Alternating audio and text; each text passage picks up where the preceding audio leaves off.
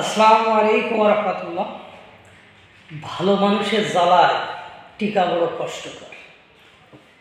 ইলিয়াস নামক এক প্রতারক ভালো মানুষের ছদ্মবেশে আকাম কুকামের উস্তাদ।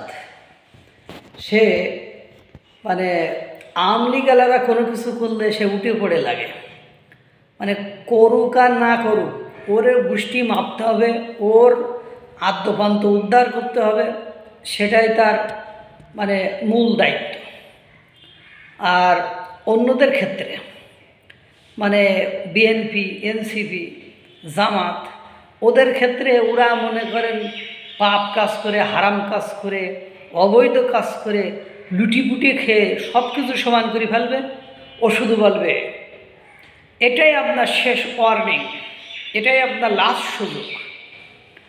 বেড়া, তুমি যদি ভালো মানুষ হবে, সৎ মানুষ হবে, আবার ডায়লগ দেয়, আমি কিন্তু কারোর দালাল না, আমি কারোর দালালি করি না, কাউকে ছেড়ে দেবো না। ওই একদা রুমিন ফারানা, বিএনপির নেত্রী ব্যারিস্টার রুমিন ফারানা ছাত্রলীগ নিষিদ্ধ নিয়ে কথা বলেছিল যে ছাত্রলীগ নিষিদ্ধ করা সরকারের জন্য বিপজ্জনক হবে। তো একে রুমিন ফারানা আপারে খুব ভালোবাসতাম। এরপরে যদি মুখ খোলেন বা এরপরে যদি এই ধরনের কথাবার্তা বলেন, তাহলে আপনার যে অবস্থায় পাবো, যেখানে পাবো, যে অবস্থায় পাবো, আপনারা একদম ল্যাংটা করে ছাড়ব, অর্থাৎ আপনারা একদম শেষ করে ছাড়ব। ওয়ার্নিং, হুমকি ধামকি এগুলো সে দিতেই থাকে।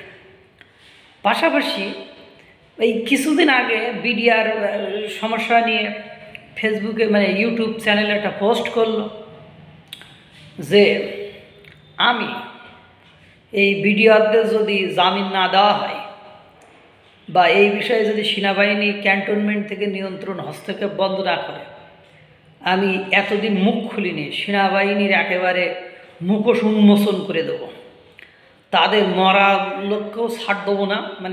তারা যে আকাম কুকাম করেছে, কে কী অপরাধ করেছে, সেটা একেবারে করে দেবো।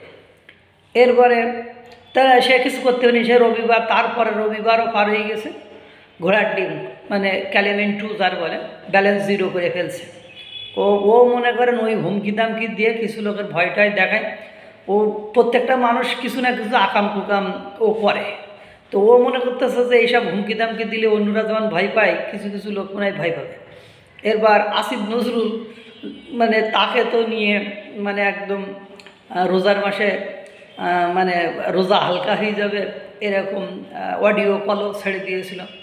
প্রথম পর্বর পরে আবার বলল দ্বিতীয় পর্বে তার একদম ল্যাংটা করে ফেলবে। দ্বিতীয় পর্বে কিছু করতে পারিনি। এরপরে এনসিবি অর্থাৎ নাহিদ ইসলাম, আসিফ মাহমুদ, মাহফুজ আলম, হান্নান মাসুদ, এদেরকে মাঝে মাঝে আবার ওয়ার্নিং দেয় যে আপনারা যদি এইসব থেকে ফেরত না আসে, দালালি করা বাদ না দেন, এ না করেন, ও না করেন, তা মাঝে মাঝে দুটো একটা আবার গোপন তথ্য ফাঁস করে, আবার ওয়ার্নিং দেয়। ওর পছন্দের লোক হলে তার ওয়ার্নিং, আর অপছন্দের লোক হলে তার বিরুদ্ধে তিলকে তাল করে প্রচার করা, এই হলো তার নীতির ঝান্ডা। এরকম নীতিবান হসে না হয় ভালো, হচ্ছে দালালি করাই ভালো। আমার তো মনে হয় যে কোনো একটা পক্ষ নিয়ে দালালি করাই ভালো। ওর মতন এরকম বিশাল নীতিমান, আমি টাকায় বিক্রি হয়নি, আমি করি, ওর এবারে বিক্রিত মাল। তুই যতই বলিস মানুষ বোঝে, তোর এই ভাওতাবাজি তোর বলে লাভ নেই।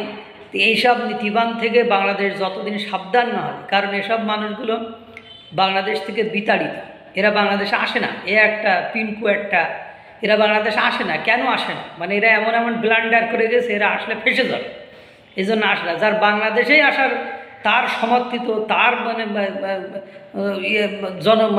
জনসমর্থিত সরকার দেশে থাকার পরেও সে আসতে পারে না দেশে, তারপর বোঝা যায় না এর রুচিবোধ কেমন, এর কি আছে না আছে, আসতে পারবে কিনা। এরাগুলো তো নিজেরা স্বীকৃত রাজাকার বলে, হ্যাঁ আমি রাজাকারের সন্তান, পাকিস্তানের দালাল, পাকিস্তানকে ভালোবাসে। এইসব পাবলিকের থেকে দেশ যতদিন মুক্ত না হবে, দেশের ততদিন কল্যাণ হবে না। আল্লাহ তাআলা সকলকে ভালো রাখুক, সুস্থ রাখুক।